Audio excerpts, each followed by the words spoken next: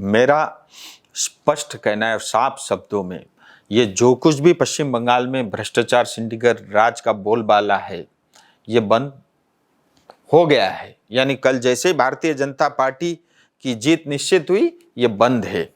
अब विशेष करके नॉर्थ बंगाल सिलीगुड़ी में आप देखिए, मतलब जनता मतलब किस एटमॉस्फेयर में जी रही है, आप उसकी कल्पना नहीं कर सकते। हमारे यहाँ पे नदियाँ खोखले कर दिए गए। ये जितना भी इलीगल माइनिंग है, सिलीगुड़ी से लेकर के पहाड़ में तीस्ता नदी से लेकर के महानंदा बालासन से लेकर के, मैं देख रहा था खोरीबारी की छोटी छोटी नदियाँ, चेंगा नदी तक नहीं छोड़ रखा है।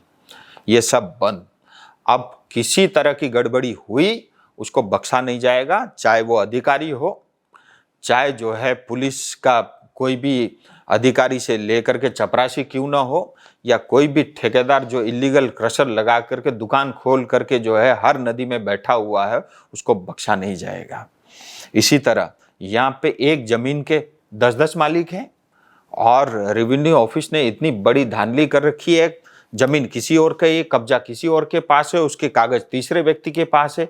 ये जो लैंड माफिया है, ये तत्काल प्रभाव से बंद होगा। जो भी दोषी होगा उसको बख्शा नहीं जाएगा, उसको लटका करके ठोका जाएगा, मैं स्पष्ट कह देना चाहता हूँ।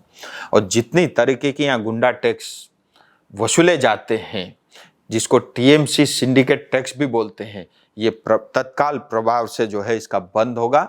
और पुलिस और प्रशासन, मेरा स्पष्ट कहना है, मुझे किसी से बैर ने, आपने अन्याय अत्याचार किया है, स्वीकार लो, मैं कुछ नहीं कहना उसमें, लेकिन ये सब बंद। और जो वसूली करता है, चाहे वो वॉलेंट्री पुलिस वाला हो, चाहे पुलिस वाला हो, ये वसूली जो है ये इसको बर्दाश्त नहीं किया जाएगा।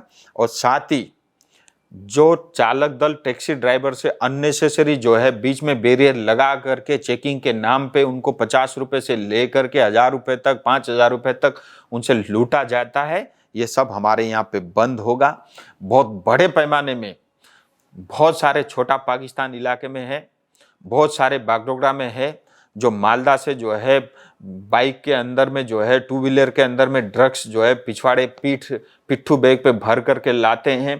पूरा सिलीगुड़ी के ड्रग्स से तहस नहस कर रखा है, पूरा पहाड़ में युवा समाज को, युवा जमात को खत्म कर रखा है। ये सब बंद होगा, किसी को भी छोड़ा नहीं जाएगा। मेरा स्पष्ट कहना है, जितने भी गुंडे हैं, बदमाश है, ड्रग में इन्वॉल्व है, लैंड माफिया में इन्वॉल्व है, इलीगल माइनिंग में, तत्काल प्रभाव से हमारा सीएम शपथ लो, उससे पहले आप दार्जिलिंग छोड़ दो या ये धंधा पानी छोड़ दो, अभी भी सुधरने का समय है।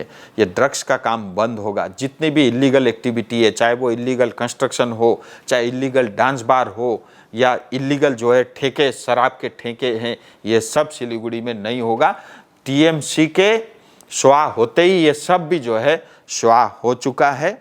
और यहाँ जो है सिंडिकेट राज बंद होगा, करप्शन बंद होगा। और विशेष करके कुछ बोर्ड है, चाहे वो सिलीगुड़ी का कॉरपोरेशन हो, चाहे महकमा परिषद हो, चाहे एसजेडीए हो, और साथ ही हमारे जितने भी म्यूनसिपलिटी है, जो म्यूनसिपलिटी में धांधली हुई है, करसंग में इतना जो फंड आता है काम के लिए और फंड दिया जाता है दूसरे काम के लिए, चाहे आपका कालिंगपुंग हो, जो एडमिनिस्ट्रेटर रख करके आज भी चल रहा है, मिरिक है और करसंग है, ये तो एडमिनिस्ट्रेटर रख करके, ये तो पॉलिटिकल अपॉइंटी है, ये तो शपथ लेते ही शेष है।